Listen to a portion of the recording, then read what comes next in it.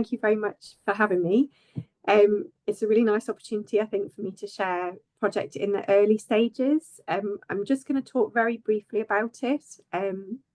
So I think, as was described in the advert, I'm studying a collection of models which are held by National Museum Scotland, or NMS, a lot of which are on display at the Museum of Rural Life at Kittochside, which is the picture you see here, with my children beautifully modelling their fascination with models.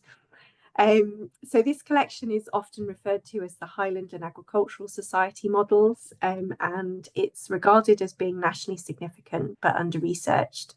So my supervisors at University of Glasgow and National Museum Scotland put together this project to research them in more detail. And I was recruited into that. I come from a curatorial background, but I am new to rural museums. Well, I did work at Beamish, but it was a long time ago, and this is quite different to most of what I've done since then. So my job really is to research these models. It's a bit like extended provenance research, going back to their original origins and then tracing their movements through their lifetime subsequently, which is quite a complicated process. It's quite a complicated history.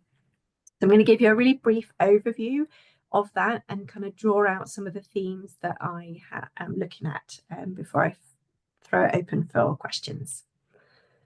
So let me just see. Okay, right. So hopefully the slide has changed that you can see. So the origins of the collection. So I said it was known as the Highland and Agricultural Society collection, but so far from what I can tell, it's actually two different collections that have come together within NMS. So the first of those is from the Highland and Agricultural Society, and it's mostly associated with their system of premiums, where they were looking for people to, in this case, submit new ideas, inventions, or improvements to agricultural implements and machines. And the first reference to models being submitted as part of that process is in 1790, although we think that the first model that was accepted by the Society and retained by them was probably a few years later. So that system of premiums continues pretty much up to the present day, but the period that we're interested in is the early 19th century. And we see a lot more models coming into the Society in the 1820s and 1830s. To the point where they have a collection and they employ somebody to be there to show them to visitors, to demonstrate them. And ultimately, they actually opened their own museum, which is the building that you see here on the far right of the image, which was their base of operations at that point. But it was also a public museum. And again, there was still a curator employed. There were demonstrations available to explain these models. And basically the idea behind all of these activities was to firstly encourage improvement in Scottish agriculture, but also then to share and disseminate those ideas as widely as possible. So in addition to showing the models, there were descriptions and illustrations published in their transactions as well. So the other collection, or the other origins for this collection, is with the University of Edinburgh, which I'm sure many of you know had the first chair of agriculture in a UK university. I haven't dug as much into the history of this collection yet. It probably starts a little bit later in the 1820s. And it was used to teach agriculture to the students alongside a series of lectures. So again, this idea of models as a demonstration and communication. Where I think it's slightly different to the Highland agricultural models is, well, firstly, it was created by the holder of the chair of agriculture rather than being submitted by individuals across Scotland. But the other slight difference, I think, as well, is that within the university, it was also an attempt to establish agriculture as academic as the other subjects that were being taught, if you see. So agriculture sort of sat awkwardly within the university as being very practice-based rather than theory, perhaps. and the models were part of trying to establish its academic credentials. So one of the themes is around models and their use as methods of communication, how they are used to disseminate information, but also perhaps how models can be used as a proof of concept for theoretical ideas. And the timing of this is quite interesting in terms of the development of the disciplines of sort of technical drawing, engineering. It's coming kind of at the tail end of the formation of a lot of those professions or disciplines. So both those collections moved on, firstly in 1855 or 1865, and they went to the Industrial Museum in Edinburgh. So it's got a lot of different names. We would know it as probably the Royal Scottish Museum, part of National Museum of Scotland today. And this was founded out of the 1851 Great Exhibition. Basically, there were strong calls from Scotland that it should have its own national museum, and the Industrial Museum, alongside the Natural History Museum at the university, were brought together to form what would become the Royal Scottish Museum. And I just wanted to highlight the sort of complicated history there, and the idea as well that it's being managed as a government department, but one that's being governed first of all from London, from South Kensington, with that other suite of museums in that area, and then latterly by the Scottish Education Department. And the collection stays under their ownership right through actually until 1982, when it transfers to the National Museum of the Society of Antiquaries of Scotland, just 3 years before those two institutions actually merge and become National Museums of Scotland in 1985. And we see a shift then. The museum is then managed by a board of trustees rather than a government department. So that's just a kind of brief context for the real meat of this collection. And I think what's quite interesting from an academic point of view, and that's what academics might call the circulation of the collection, basically its movements. So there are a series of physical movements for the collection.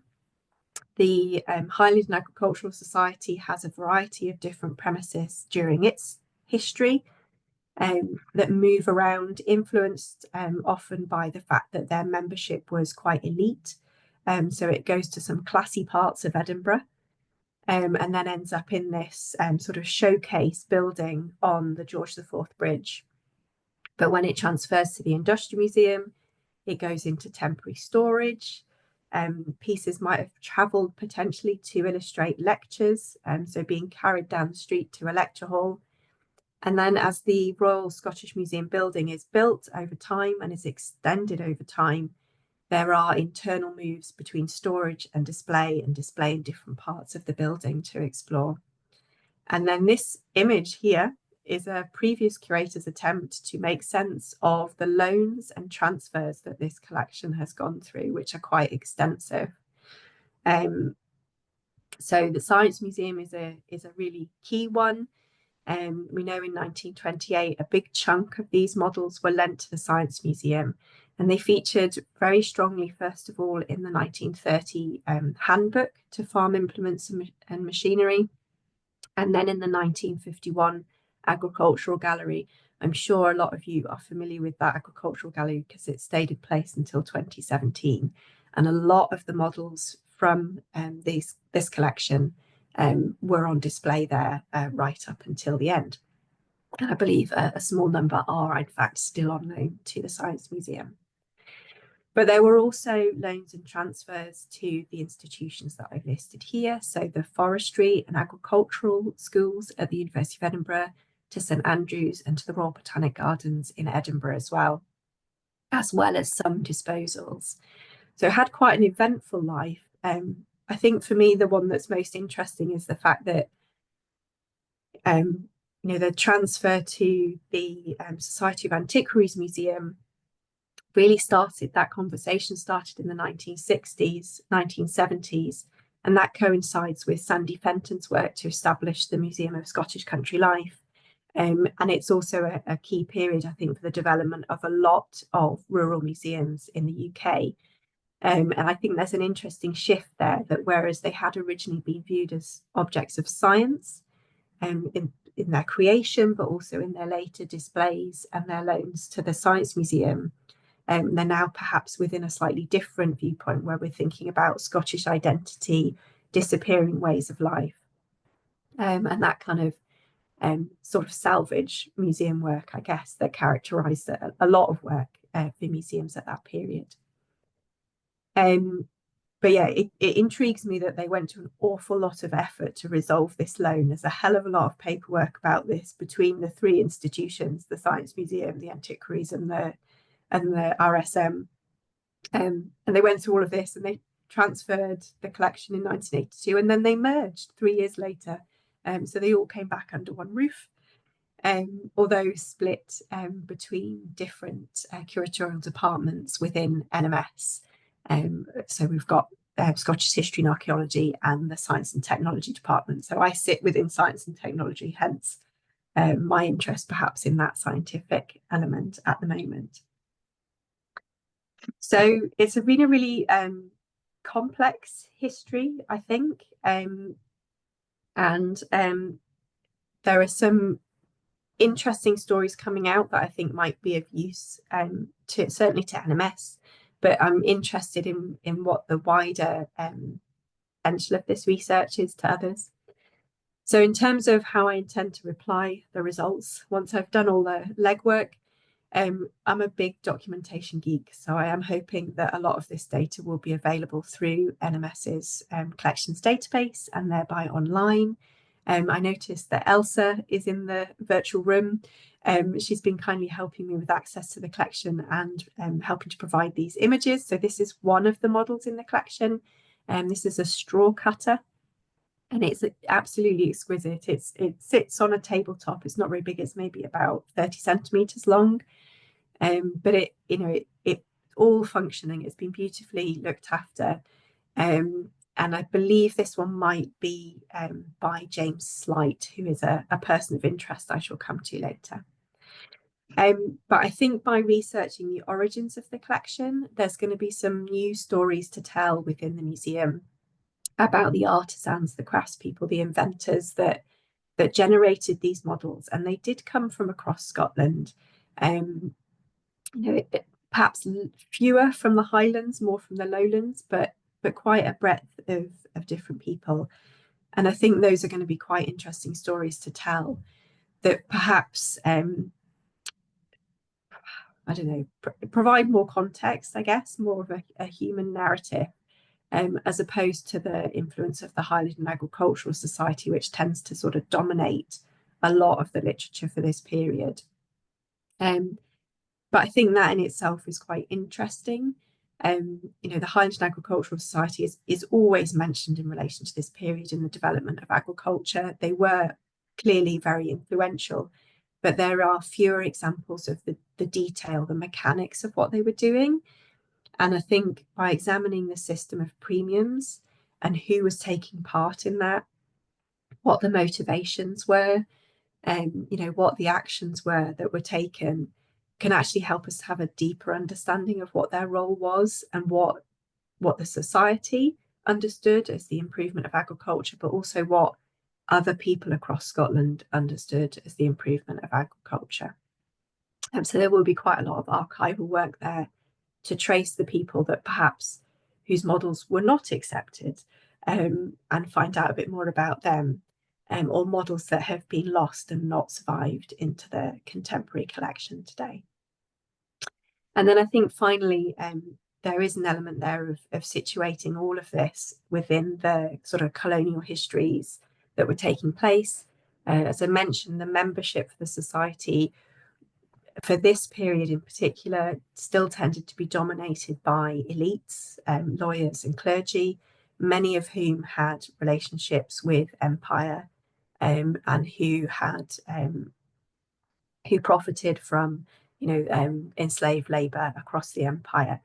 So I think it's important to explore those histories and see whether that has actually had any influence on this collection in particular, so that we can tell those narratives and acknowledge that history. So before I sort of open the floor to comments and questions, Hannah suggested it might be useful to have a few primers for you. So some of the things that I'm really interested in is I'm obviously sitting within NMS in a project where I have been told this collection is nationally significant, and I'd be interested in other people's perspectives on that. Either it's national, it's regional, or it's local significance. I know we have got people here from Scottish museums, so quite interested in making those connections with models that do have regional Scottish connections. I'm also interested in any local connections that you may have to these models or to the Highland Agricultural Society. And if you know of any comparable collections, exhibitions or research, I'm always really interested in that.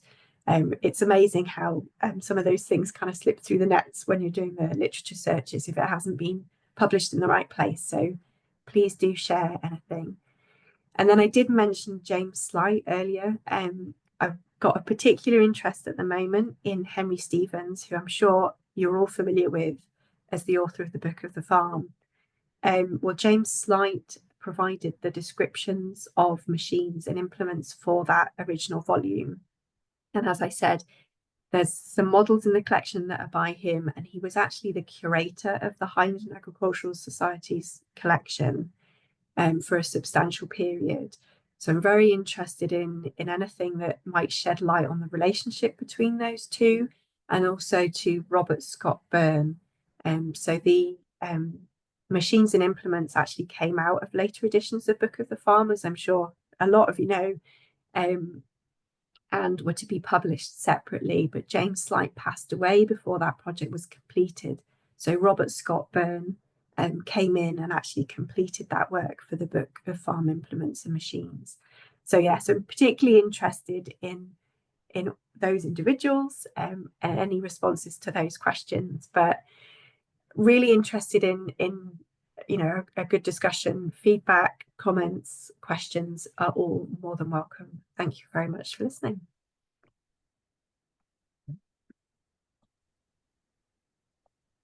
Fantastic. Thank you, Jenny. And what a wish list.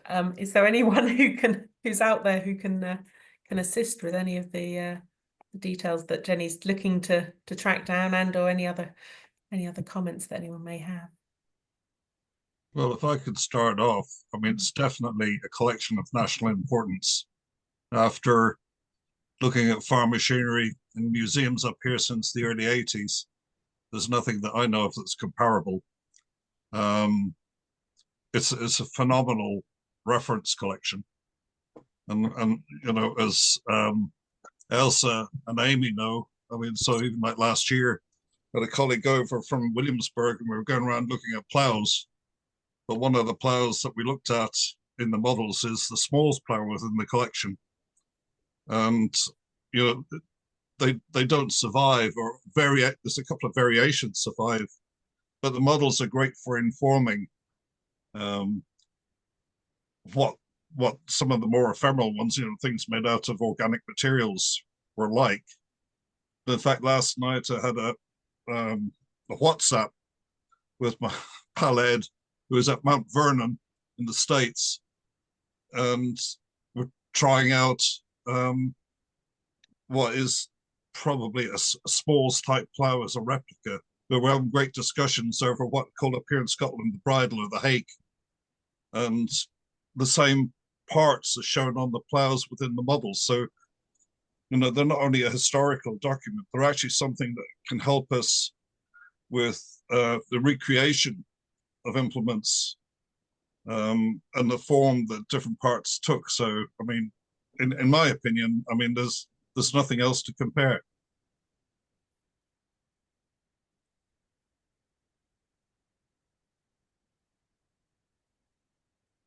That's good to know. Thank you. And I'm assuming, following on from that, that if we can get more information up online, and hopefully with images as well, I don't want to overpromise Elsa's and her colleagues' time, but you know, that would be useful, I guess, more broadly for people to be able to access that online. I would say so, because it's more than just a UK source. I'd say it's an international source.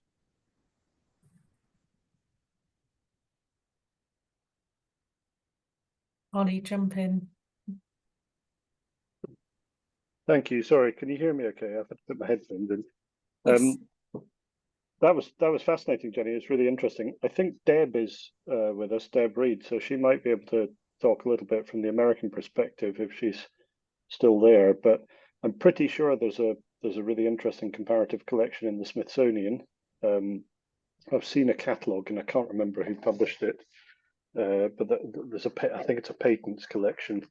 In terms of the early Science Museum stuff, there was a catalogue of the Science Museum displays that predates the agriculture galleries you're talking about, that was co-authored by a man who was a lecturer in agriculture in Reading called J.B. Passmore, who also wrote about ploughs. I'd imagine Bob will be familiar with his plough book. Yeah, I've got the catalogue somewhere Yeah, buried. What I can't remember off the top of my head is whether it features models. It's certainly got some of the it's got the full scale tech that the Science Museum had, or at least some of it, because I think it's a description of displays rather than.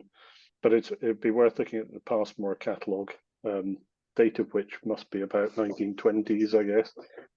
So it might be somewhat indicative of what they had at that point prior to those agricultural galleries going in mid-century. We have bits and bobs at the Merrill, but it's mostly much later stuff because it's 20th century teaching models and things. I think probably the closest thing we have to any of this is a Barrett, Exel and Andrews stationary thresher model that I had out for teaching with agriculture students this morning. So there you go. Still using them for teaching in slightly different ways, but nevertheless, this stuff's still playing a role in active agricultural teaching as well as in other contexts and conversations. But that model belonged to Reading Museum and then to the Department of Agriculture before coming to the Museum of English Rural Life. So it's got a sort of complex history as well. And prior to that, I'm assuming it was a demonstration model for selling the machines produced by Barrett, Exel and Andrews themselves. So, you know, there are interesting threads of connectivity, but also other uses of this kind of stuff. And we have got an entire gallery devoted to farm models and toys, which you should come and have a look at some point if you haven't already.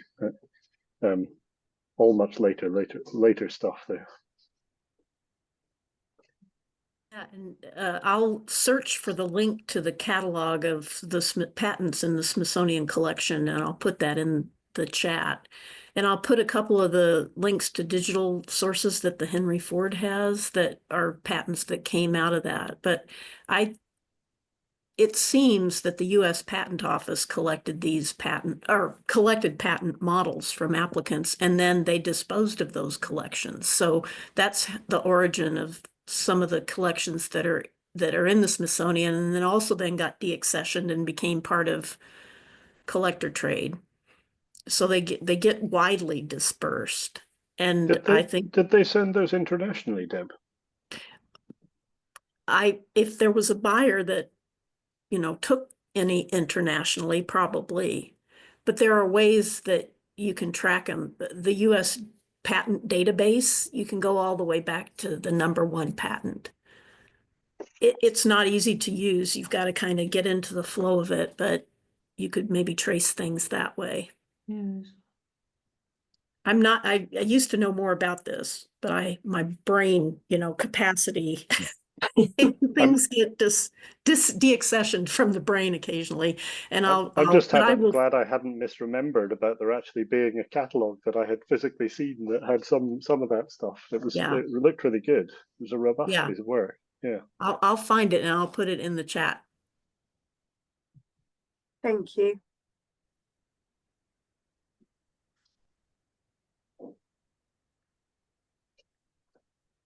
Anyone else? Can I ask? Yeah, hi. Are there any technical drawings available for these models in any of these collections? Not that I'm aware of within what NMS holds. So there were drawings or illustrations done within the transactions, not of all the models, but of some of the models. So the transactions of the society are actually digitized and available online, and you can search them by keyword. But I know, I think there's an interesting relationship between the technical drawings and the models, because whilst the premium models are the most perhaps well-known or prominent ones within the collection, there is a selection of them were actually commissioned by the society from Edinburgh-based engineering firms that were drawn up from the technical drawings that have been submitted for premiums. So models weren't always compulsory within that competition. They became compulsory for a short period, and then they kind of fell out of favour. But often people would have submitted drawings along with a description instead. I'm not sure how much, if anything, of that survives within the Society's archives, but certainly some of them were drawn up and published in the transactions, and you can see them in there. Mm. Yeah, they would be interesting. Can I report on a sort of negative trail that might be a cul-de-sac, but might be worth just thinking about? That's the Royal Agricultural. I'm in Cirencester, the Royal Agricultural College in town here, founded in the 1840s. Early collections, if they existed in any quantity, long since dispersed. Where that trail goes with other parts of the college is to one or other institution in Oxford, another college, or one of the museums.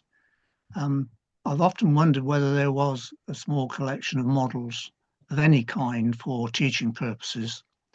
No evidence of that, but it would be an interesting period of development from that, for that college onward. It's now the Royal Agricultural University and ought to be able to answer these questions, I suppose, but that's a thought. But there is a link there that might be worth just checking between an academic institution, a museum, or museum collections, and what survives. It would have had, I'm sure, a history of disposal for various reasons over that long period up to now. That's one. The other one, a bit more positive, but a very 20th century collection, is collection of farm wagons and models, which has its own gallery up in the attic at the National Trust property at Snows Hill. Okay. Go in the winter and get snowed in for a day or two. It's a wonderful experience. Nice pub. Don't attempt to get the train at 4 o'clock. It won't happen. In there is a collection, because it's part of Wade's wonderful collection of objects from all over the world, and there's a beautiful history of that, produced by, and here we get to makers rather than purpose, produced by a chap called Waiting, H.R. Waiting, W-A-I-T-A-I-N-G. And the National Trust interest, of course, has been not only as part of Wade's collection, therefore part of the overall purpose of its role at Snows Hill, but as the work of a model maker, a very good one, and an artist.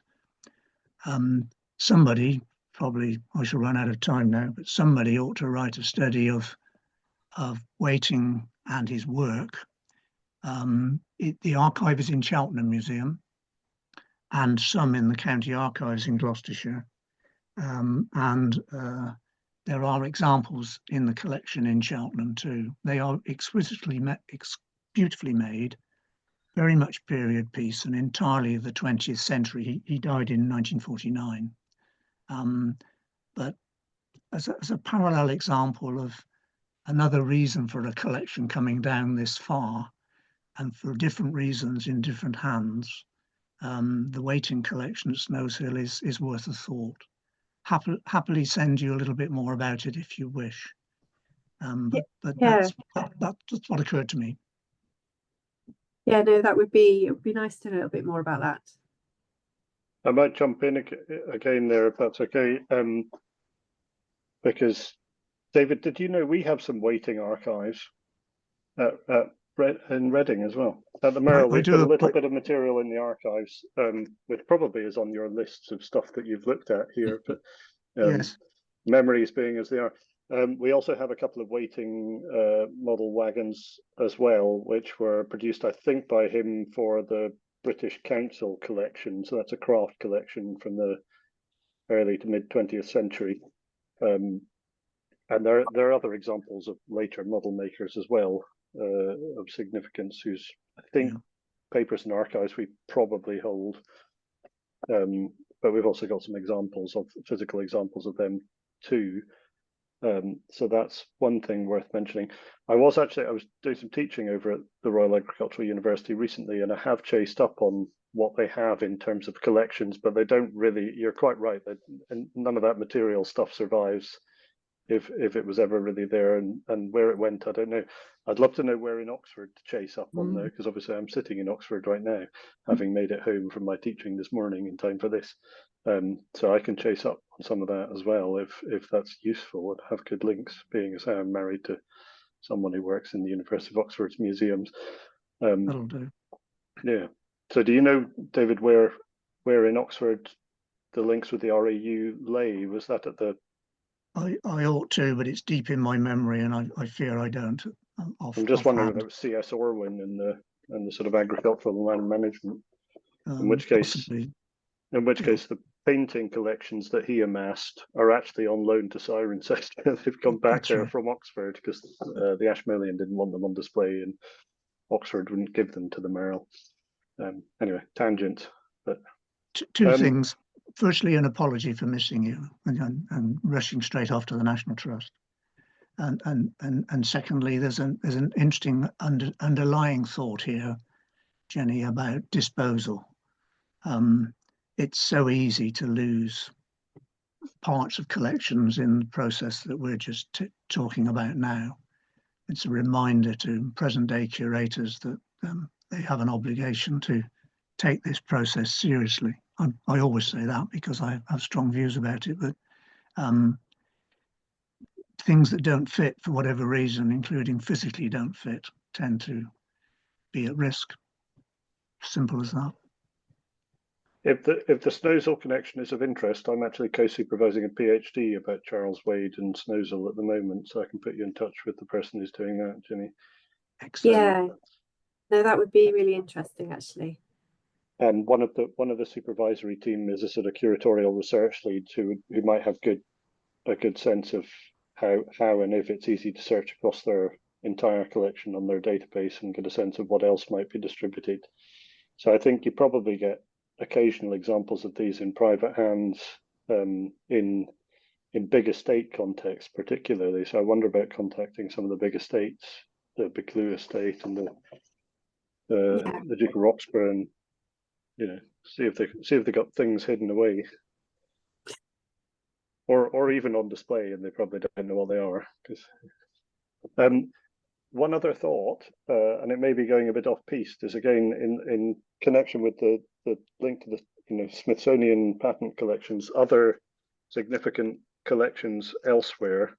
In the Swedish Agricultural Museum just outside Uppsala, or Agricultural College outside Uppsala, they have an amazing looking teaching collection, which they don't really do much with, which I have photos of somewhere from a couple of visits that I've made there. And they did have someone in libraries and archives who was sort of nominally responsible for it, and I may have their contact details. But it just sits there looking pretty, and it was clearly this kind of, jobbing, teaching, possibly patent-based collection at some point. The Agricultural Museum in Hohenheim in Germany may well have this kind of stuff. I haven't got a good contact there, and I don't think there are good links to them through the International Association of Agricultural Museums, but Klaus Kropp, the current president, is based in Germany, albeit in a different context, and he did at one point have good links with them and have a contact there, so I might be able to chase up on that. But I think they published catalogues in the 19th century of some of their stuff. I haven't seen them, but I've heard of them. And then there's someone who is based in Ingenium in the science museums of Canada, in the Agriculture Museum of the Canadian National Agricultural Museum, called William Knight, who's doing some research you may have come across into wax models, particularly in botanical specimens. But I think he's probably more broadly interested in some of this. And he should have a short piece about that coming out in the British Agricultural History Society newsletter at some point. Okay. So I got myself embroiled in putting him in contact with the editor. And I think I wrote a short piece in there about our farm toy collection, so I can send you that if I can remember where the copy I have of it is. And the farm toy collections we have were largely amassed by Peter Wade Martins, who actually lives much closer to where Anna is than here. He was an archaeologist turned farm toy collector, and has published a couple of books on sort of 20th century farm toys, or co-authored a couple of books, which you've probably come across. Farming in Miniature. There are two physical volumes, and then there's a third bit online to sort of supplement it.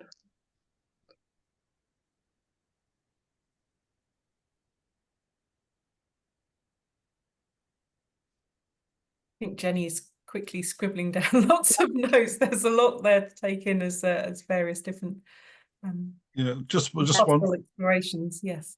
One thing quickly, Jenny, just thinking about it, unless you've come across it.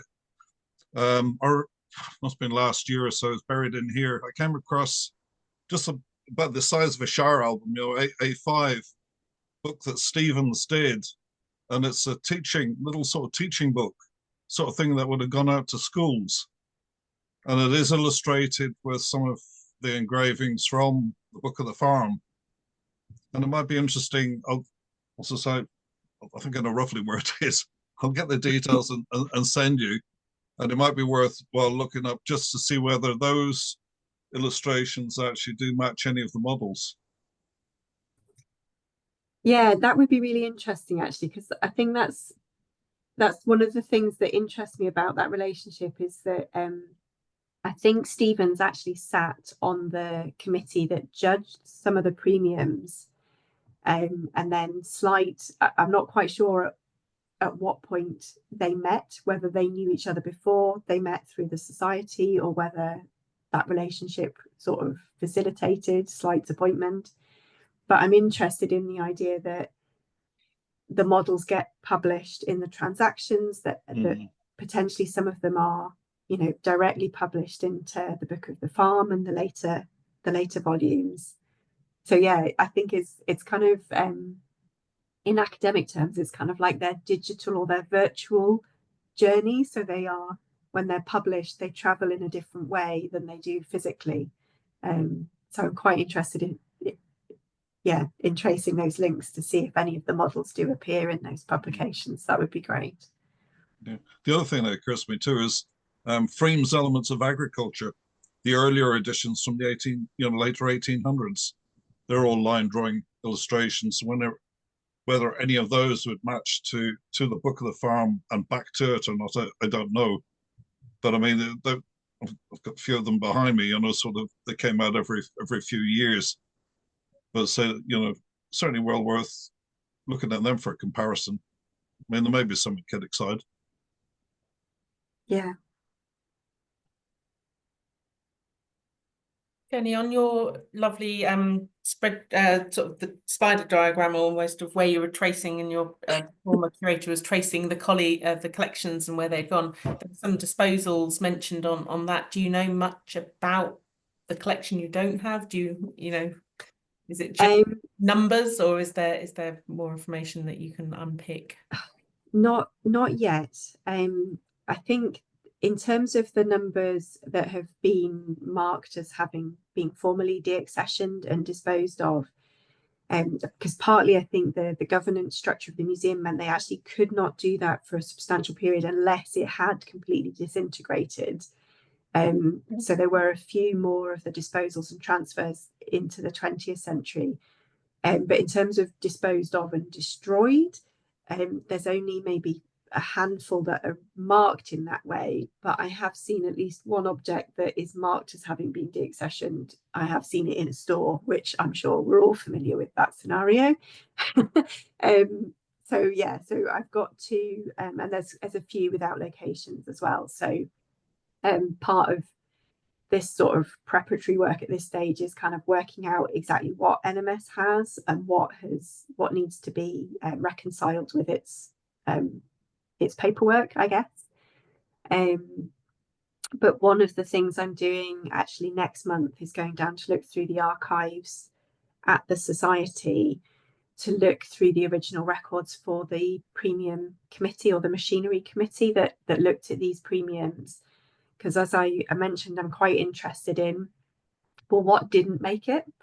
You know, I've dipped into those records, and there are, you know, classic ones about, you know, this is far too rude. It's, you know, it's no use. Or there's, you know, really tantalizing ones that suggest that there's a certain individual who's always submitting stuff, which is interesting but not relevant. You know, the way that they do record these sorts of things in the minutes. So the plan hopefully is to try and go through and actually have a list of everything that was submitted and who from, and kind of get an idea of what was accepted and what wasn't, and actually see if there are any patterns in there in terms of, you know, how they're making those decisions, and also to get a fuller sense of who sat on that committee.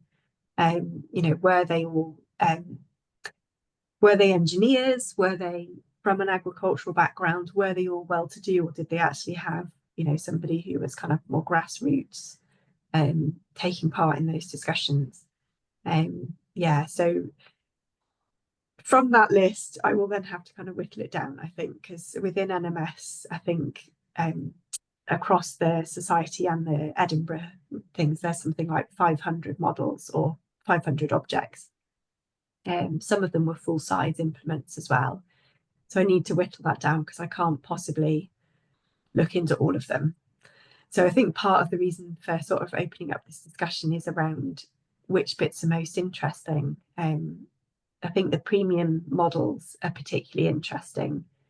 And I think the ones that were commissioned from engineers as the kind of examples of best practice of their day, I think those are particularly interesting. But you know, I think in some sense getting an idea of what else is out there kind of helps me to understand which bits are of most interest, and also your thoughts.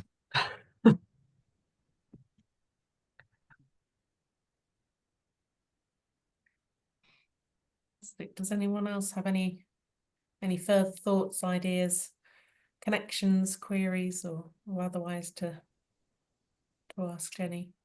Jenny, can I just, out of those 500, how many are currently on display? Is it a collection that's predominantly? I don't have a number off the top of my head. There are a few. Or Elsa might, if Elsa has access. Oh, I don't think I can't hear you, Elsa. There you go. Can you hear me now? Yes. Hi everyone. There's I think about 70 on display in our study store. There's a few on display, that's at Rural Life, and there's a few on display in our museum in Edinburgh. So yeah, 70-ish, and they have kind of minimal interpretation at the moment. So one of the reasons we're very excited and lucky to have Jenny working on this is so we can improve that interpretation. That's an impressive display, yeah. It's a nice display. I think it's visitors really enjoy it. But there's so much more to it. There's so much more than what we're the information that we're given to them through the current interpretation. So there's another aspect too, and that is the actual skill that's gone into the models. I mean, they're absolutely superb. I mean, the engineering, which would be primarily manual, I mean, is out of this world compared to things that are turned out today by computer-aided sort of lasers and all the rest. I mean, they're incredible, and I think that's another point that really needs to be made, because it adds to the importance of the collection, because it reflects the sort of skills of people at the time they were made as well. Do we know if there are any lurking in local authority museums and smaller institutions up and down Scotland? So we've none in the Highland Folk Museum collection.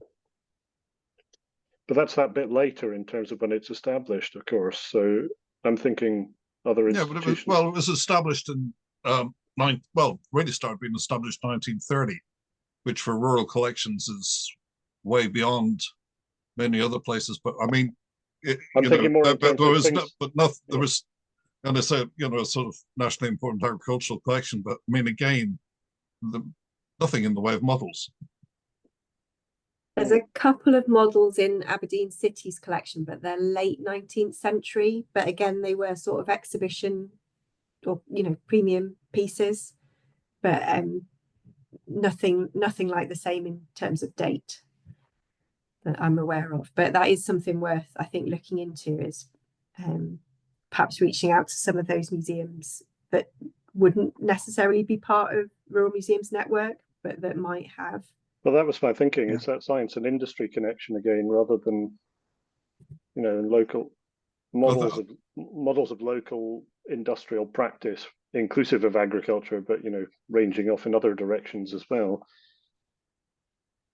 I think there's an element, of models as well being made by some major manufacturers, and they remain within the company until such time as maybe the company goes. So I mean, you will see model plows maybe, or maybe model threshing machines, but as I say, they're associated with the manufacturer, and if the company goes to the wall or whatever, the models maybe go home with whoever is the last person to leave the premises when it closes.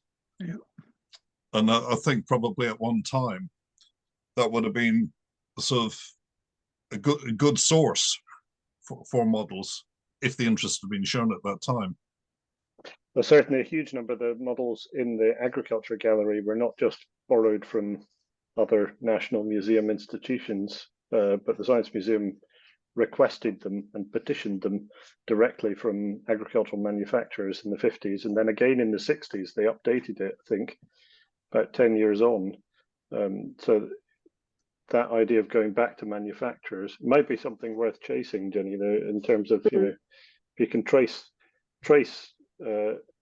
who accumulated which agricultural engineering outfits, from local blacksmith up to bigger international concerns. It's possible that these things existed, at least for a time, in those contexts, even if they were disposed of at some point.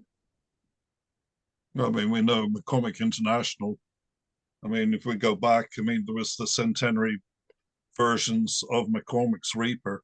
There's 100 of them produced, and they're around the world. Sort of what there's some here in Britain, most are in North America, and McCormick took over, if I remember rightly, when they became Case, took over Albion. Who knows? I mean, that's the sort of company, but I mean, again, that they're on. I think if they had anything, be more likely to be in North America anyway. Yeah, I've inadvertently found myself in the middle of an argument about early Ransom's lawnmowers, or rather early budding lawnmowers, and one of the most significant ones is in private hands, but it belongs to Ransom's essentially still, and it floats around occasionally, being on display in different institutions, but without particular institutional care for it in terms of the company itself. So these things may still be lurking there in display lobbies somewhere.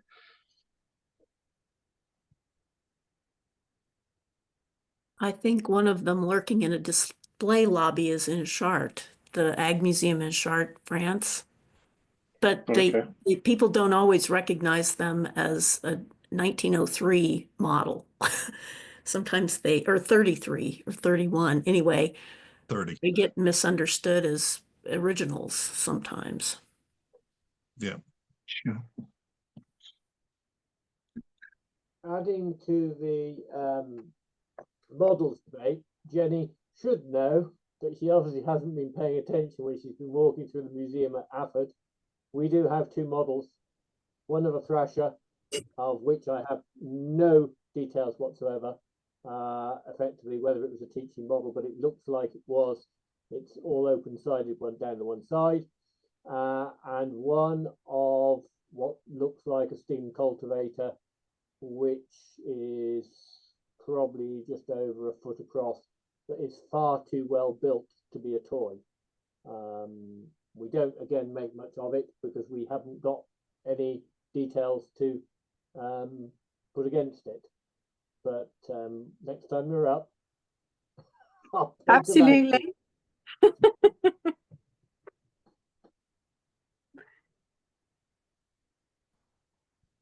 I'm struck by the fact that there's no parallel line here with for private collectors of this material, whatever it may be, in terms of model making, that we're pointing to from the earlier period. I mean, we've been thinking about institutions as homes, original or later, but Mr. Waiting's models in Cheltenham, a couple of those came on the market, sold very well some years ago. Can't remember the details, but it occurs to me that there's potential private collector interest that might have come down the ages in some way. Just a thought. Yeah, I think Ollie's point about perhaps some of the estates potentially having things might be a good one, because those individuals were very interested in improvement and they might well have been collecting that material. So that's definitely something to follow up. If anybody has any good contacts, that would be handy. Is there an organisation of the major landowners in Scotland called the Dukes of something or other society? There must be one. Probably. Sorry. My dad used to rent a hill farm from the Duke of Roxburgh, so he did have an inn, but he doesn't rent one anymore. So, but I would contact the estate offices and ask. I would think that's the easiest route in as a start. The only estate I can think of was the collection at Hokum Hall. If anybody was old enough to remember when there was TV programs on Anglia TV by Dick Joyce, and there was a collection in Hokum Hall, which I remember there was one of the wind-up Ferguson tractors, T20, that sort of had the little plough behind it. You could just go backwards and forwards, but there were different items within that collection, but that's sort of more typical of the private sort of collections that were around in the 70s. Yeah. In terms of the original example of that model, which was made by Ferguson out of Meccano, using an off the peg Meccano toy actually, and modified with a 3-point linkage, so you could take it to show off the tech to Henry Ford. We actually had that original model come to visit the Merle when we launched our model farming gallery. It's in private hands. Deb and I are in touch with the person who owns it, or the person whose mother owns it. So there is hope that it might end up at the Science Museum or the Henry Ford, or maybe the Merle. They're probably better at one of the others.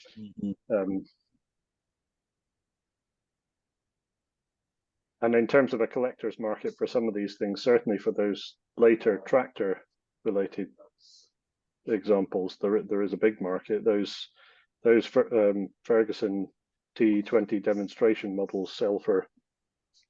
And even toys for those of us who are nostalgic.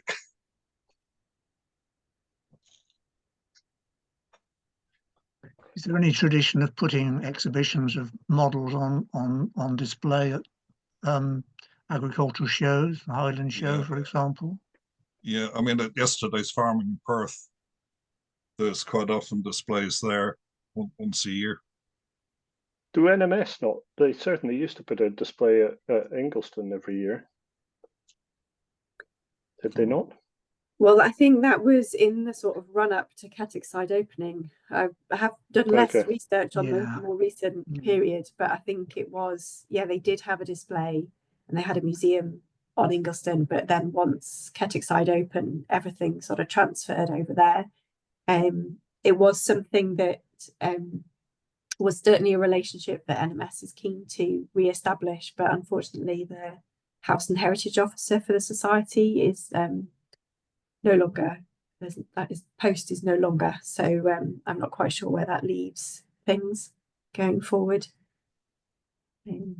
But they still have all of their, all of the silverware for the show. It's a huge collection that they get out every year. So,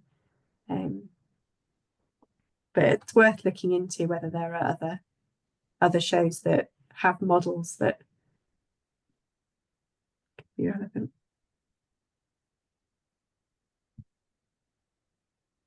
That give you. I mean, the Royal Agricultural Society might have had stuff, but they hawked off a large number of collections a few years ago. So if they did have stuff, it's probably gone now.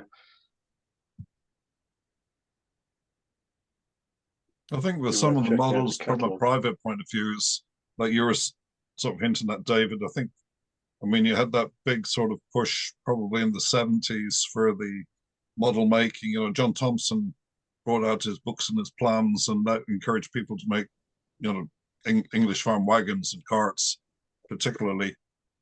And that was sort of, it was almost like, in my opinion, sort of a movement to do that then. There was a romance, I suppose, with the wagons, but I can't say it. Yeah, other than that, you sort of get the live steam traction engine models, which none of those, there's not really a comparison, but I mean, it's a different aspect of engineering, but it's something live which has a romance about it.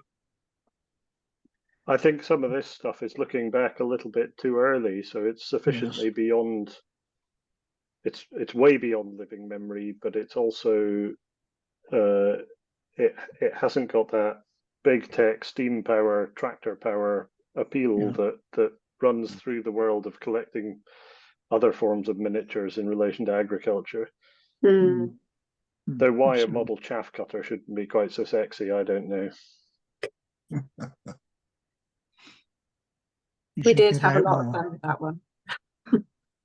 Its time will come, Molly. I can't afford these things anyway. So no private collecting for me, even if ethically I was allowed to do it. You might have enjoyed this week though that the National Farmers Union conference was protested by about 1,000 pedal tractors borrowed from around the country from farmers angry about agricultural property relief. So the farm miniatures are still having their day. There'll be a PhD in that eventually. Yeah. Well, there's a PhD about farm protest. I'm involved in that, and I'm hoping that's a route to find out who organised that protest, and maybe I can acquire one of those pedal tractors. You can buy them from John Deere.